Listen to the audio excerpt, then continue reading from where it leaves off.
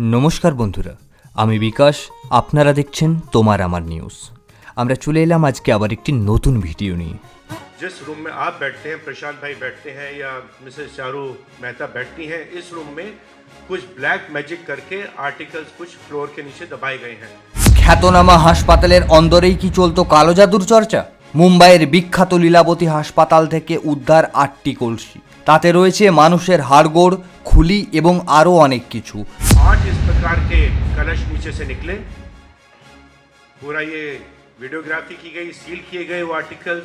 उसके बाद हमने बांद्रा पुलिस स्टेशन को अप्रोच किया कि ये जो महाराष्ट्र का एक एक्ट है, black magic and evil practices and inhuman practices का एक्ट, उसके तहत इसमें गुना दाखिल किया जाए। যা সামনে আসতেই তোলপাড় গোটা মুম্বাই শহর। চলুন জেনে নিই বিস্তারিত আজকের প্রতিবেদন।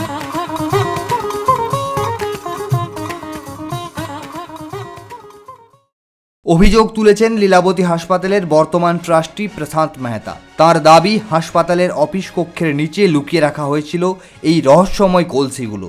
1 নয়, 2 নয়, একেবারে 8টি কলসি। এবং তার ভেতরে মিলেছে চুল, খুলি, চাল, যা সাধারণত কালো জাদুর চর্চার জন্য ব্যবহৃত হয়। প্রশান্ত মেহতার দাবি, এই ভয়ঙ্কর কর্মকাণ্ডের পিছনে রয়েছেন হাসপাতালের প্রাক্তন ট্রাস্টিরা। শুধু তাই নয়, তাদের বিরুদ্ধে একাধিক আর্থিক কেলেঙ্কারির অভিযোগও উঠেছে। বলা হয়েছে 1,500 কোটি টাকারও বেশি তহবিল আত্মসাৎ করেছে তারা।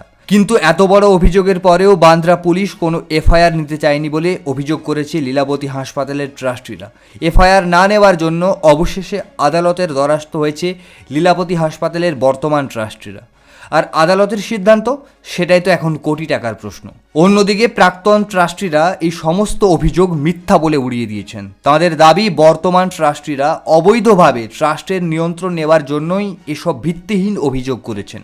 এখন প্রশ্ন হলো, আদালত এই বিষয়ে কি সিদ্ধান্ত নেবে? সত্যি কি কালো জাদু নরবলি দেওয়া হয়েছিল, নাকি নিছকই ক্ষমতার লড়াই? তদন্তের ফলাফলই উঠে আসবে আসল রহস্য। আপনার কি মনে হয়? কমেন্টে জানাতে ভুলবেন না।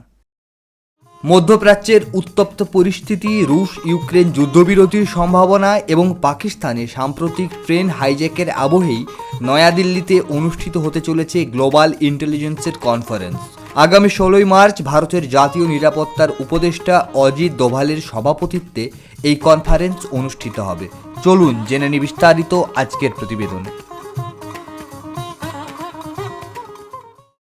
বিশ্বের শীর্ষ গোয়েন্দা সংস্থাগুলির প্রধানেরা এই সম্মেলনে উপস্থিত থাকবেন। রয়েছেন আমেরিকার ন্যাশনাল ইন্টেলিজেন্সের ডিরেক্টর তুলসি গাওয়ার্ড, কানাডার স্পাই চিফ ড্যানিয়েল রজার্স এবং ব্রিটেনের M16 চিফ রিচার্ড মুর। অস্ট্রেলিয়া, জার্মানি, নিউজিল্যান্ড সহ বিভিন্ন দেশের গোয়েন্দা প্রধানেরা উপস্থিত থাকবেন এই কনফারেন্সে।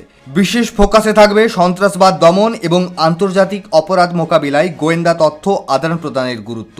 একই সময়ে যখন চীন, রাশিয়া এবং ইরানের যৌথ নৌমহড়া চলছে, তখন দিল্লির এই সম্মেলন আন্তর্জাতিক রাজনীতিতে অত্যন্ত গুরুত্বপূর্ণ বলে মনে করছেন বিশ্লেষকরা।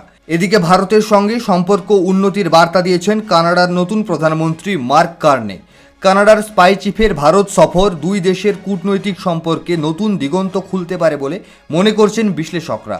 এই কনফারেন্সের প্রতিটি দিকের উপর নজর থাকবে আন্তর্জাতিক মহলের। আপনার কি মনে হয়? কমেন্টে জানাতে ভুলবেন না। আমরা আগামীকাল আসছি আবার একটি নতুন ভিডিও নিয়ে। ততক্ষণ পর্যন্ত ভালো থাকুন, সুস্থ থাকুন।